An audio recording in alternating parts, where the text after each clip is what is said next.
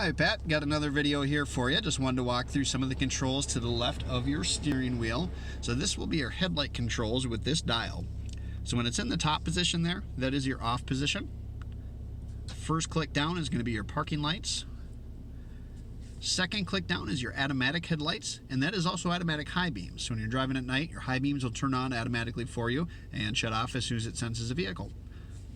The bottom position there is to manually turn on your headlights. Some of the majority of the time you'll likely leave it in that automatic position. But the two buttons just to the right, that will actually adjust the brightness of your instrument cluster. So you can brighten and dim that as you see fit.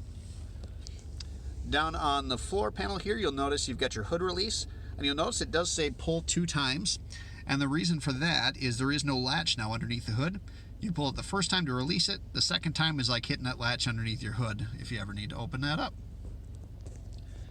Moving on to your steering wheel, all your cruise control is going to be on the left-hand side of the wheel here. So the biggest thing is you just want to make sure the system's on to start. And when you press that button, you will notice on the instrument cluster that the little set light will come up with those lines. That will let you know the system's on and ready to go. To set it, you can push this little middle lever up or down to set your speed. It kind of looks like there's a button there, but it's actually not a button. You use that like a toggle switch to move that up and down to set. And then you'll notice you can increase your speed on the top or press it downwards when it's set to decrease your cruise control speed. This button right here is for your adaptive cruise control.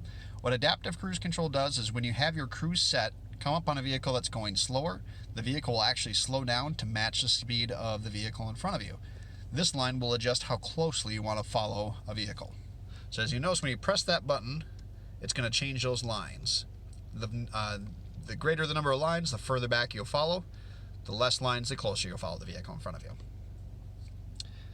Next, this button is what is called lane assist.